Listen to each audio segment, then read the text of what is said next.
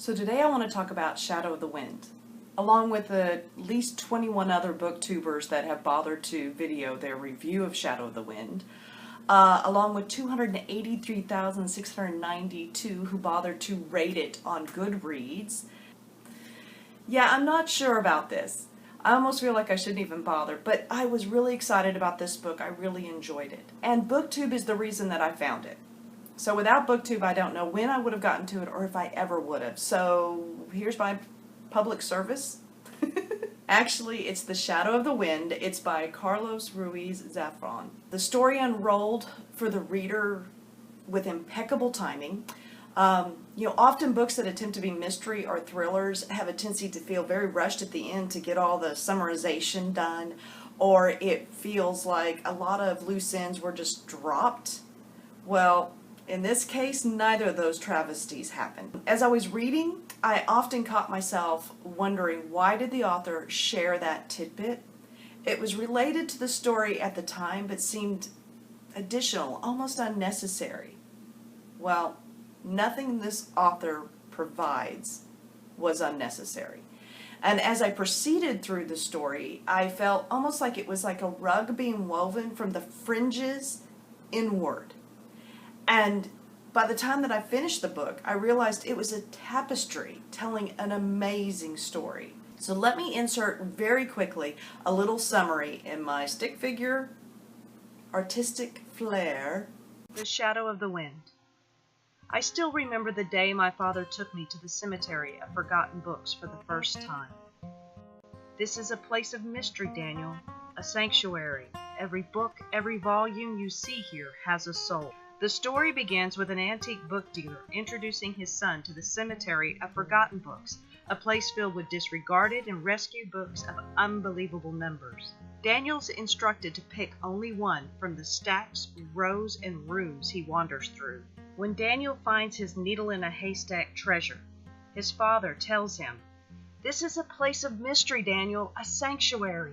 Every book, every volume you see here has a soul. The soul of a person who wrote it and of those who read it and lived and dreamed with it. Every time a book changes hands, every time someone runs his eyes down its pages, its spirit grows and strengthens."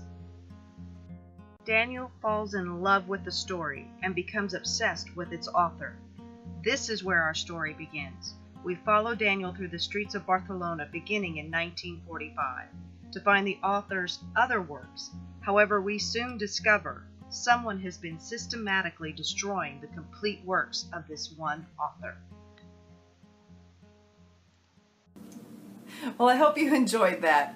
It's a very small snippet and it really doesn't go into the depth of this book, and there's a reason for that. This book from the very beginning is a mystery and everything would be a spoiler thereafter, to be honest with you. But I did want to go over to a couple more things. Number one, out of all those 283,000 ratings I was talking about on Goodreads, the average rating on this book is 4.23 stars. Whether you really believe in Goodreads or not, that's a pretty darn good rating. So I do encourage you to pick this book up. There was a weakness, and I don't know, I actually believe I bring this weakness to the book. And the whole book is hinged around devotion of friends and lovers and what they're willing to do for someone. And at times I just felt like, is this realistic? Would people do this for somebody who they consider an incredible friend or that they fell in love with? If I reflect upon the era in which this was written, which is directly after the Spanish Civil War, you kind of look at it and you think that maybe a devotion to one person as strong as these people were devoted to one another would have been a byproduct of those pretty desperate times. I mean, you were always scared that you could trust someone during that time.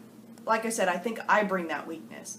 The best thing about this book was how the characters didn't change. And I know we all talk about we want character growth and we want characters to change. No. Guess who grew? Guess who changed? Had new revelations and was open to them? Me, the reader. My opinions of the individuals changed. My realization of knowing more about their story. It was me who changed about my views. So how I would have described somebody from the beginning of the book to the middle of the book to the end of the book would have been very different.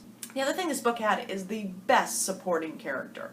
And his name is Fermin Romero de Torres. Yes, he is fabulous. And if this person was real, if he was a friend of yours, you would say he's a character.